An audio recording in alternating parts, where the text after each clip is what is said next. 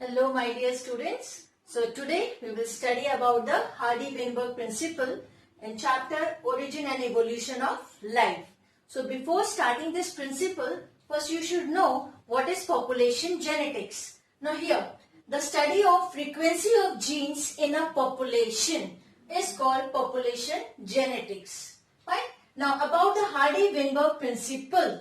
So according to this principle, the relative frequency of alleles remains constant. This is very important. From generation to generation in a population where organisms are sexually reproductive. So this is the thing given by the Hardy-Weinberg Principle.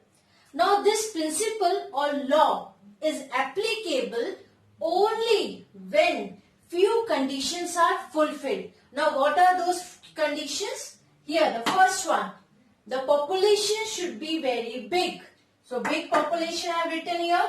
Then organisms show random mating in that particular area. Now no mutations in the individual. All organisms survive and all of them have uniform reproductive potential. So if all the conditions are fulfilled, then the Hardy-Weinberg Principle is correct. What the statement he gave. And what's that?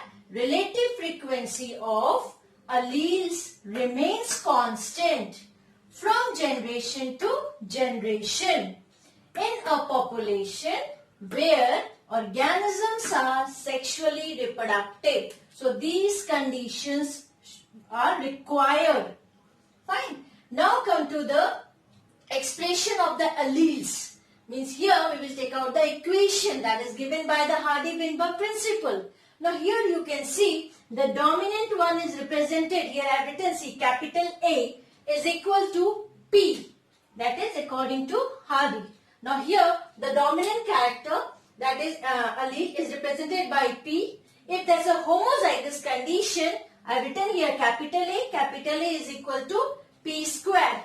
Now for the recessive one, small a is equal to Q, represented with a Q alphabet. Now homozygous condition, A is equal to Q square. So homozygous dominant condition is P square and homozygous where the recessive one is there, Q square. Fine. Now heterozygous condition. Here you can see the capital A and small a is equal to 2PQ. Fine. So these are the things. Now, according to Hardy, what happened? That capital A, both here small a and this is the heterozygous condition. These three is equal to gene pool. So this one is according to Hardy-Weinberg. Now what happened? When all the conditions are fulfilled. Which conditions? These four main conditions. If these conditions are fulfilled, then equation will be, what will be the equation? P square plus Q square plus 2PQ, this one is equal to 1. And 1, that is constant. What they said? Remain constant from generation to generation. So if all the conditions are fulfilled, then the equation will be P square plus Q square plus 2PQ is equal to 1. And this is called Hardy-Weinberg's equilibrium. Fine. Now this is all about the principle. Now the factors that affect this equilibrium. There are few factors. Now what are those? First one, mutation. Because here what I said, no mutation in the individual. But if the mutation occur, then the Hardy-Weinberg Principle will not be followed. That will be affected. Fine. Recombination. Recombinations occur when the gamete forms. Is it? During the gamete formation. Gene migration. Some genes or alleles move from particular area under that immigration or emigration. When they enter into that particular area or when they move out. Now genetic drift, sudden change in the gene frequency, natural selection. So these are the factors which affects the equilibrium. And if these will be there, then what happens? That will not be a constant. Hardy-Weinberg principle will not be followed. This will be followed only when these things are applicable. These things are there. Means when the law or principle is applicable only when these four conditions are there. What are those? Big population, organisms show random mating, no mutation, and all organisms survive, and all of them have uniform reproductive potential. So this is all about the Hardy-Weinberg principle. So just have a look of this one, this equation, as well as the main statement that is given by this Hardy-Weinberg. Okay.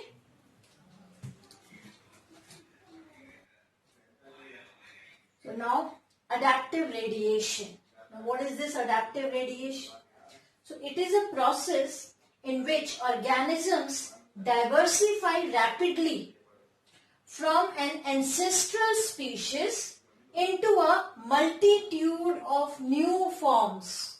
Many varieties of the new forms, particularly when a change in the environment makes new resources available, creates new challenges, or opens new environmental needs, areas. Okay. So here in simple language, if I will say what is adaptive radiation, you can say the evolutionary process giving rise to new species adapted to new habitats and ways of life is called adaptive radiation. Means to survive in a new environmental condition with the challenges of that particular area, they adapt themselves. Few changes occur in these, and because of these changes, new species arises, and those new species, they radiate, they spread to the different area. As the sun rays are there, so they spread throughout the area, different places. Okay, and because of that new habitat, they make the changes, and because of that, the new species arise. So, adaptive radiation. So in simple language, an evolutionary process giving rise to new species adapted to new habitats where they moved. Okay, and ways of life is called adaptive radiations. So if we want to explain this adaptive radiation, the best examples is the Darwin's finches. Okay, change in the shape of the beak. Okay, now depend upon the which type of the food they take. So that the best example. Now there are now at least 13 species of the finches on the Galapagos Islands, and each filling a different neck, different areas on different islands. Now what are these changes? Changes in the size and form of the beak have enabled different species to utilize different food resources such as insects, seeds, nectar from the cactus flowers, as well as blood from iguanas. So all these driven by the Darwinian selection. So different types of beaks are there. Changes in that depend upon the condition or depend upon the whatever the things are available for their food as their food. So depend upon that change in the size and the form of the beak. Now next example to explain is the marsupials. Now what happened here? The dispersion and diversification of the marsupials into different orders and species. There are different types, different forms of this species. Now they have developed from a single ancestor into a multiple diverse form. So here, to explain the adaptive radiation, the best example is Darwin's finches and the marsupials. Fine. In your textbook also they have shown the different type of Darwin's finches. You can see the size and the forms of the beaks they have.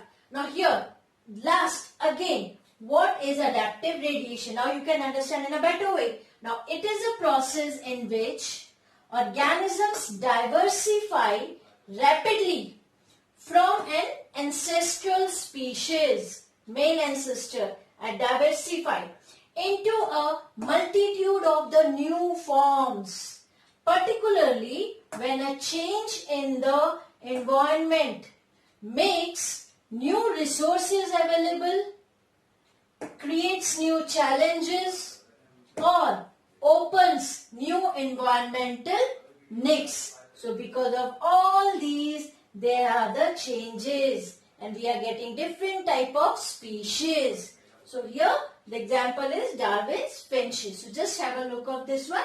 Very small topic and sometimes they ask for 3 marks question this one. So that's very easy and very simple. You can have a look of this one. Thank you.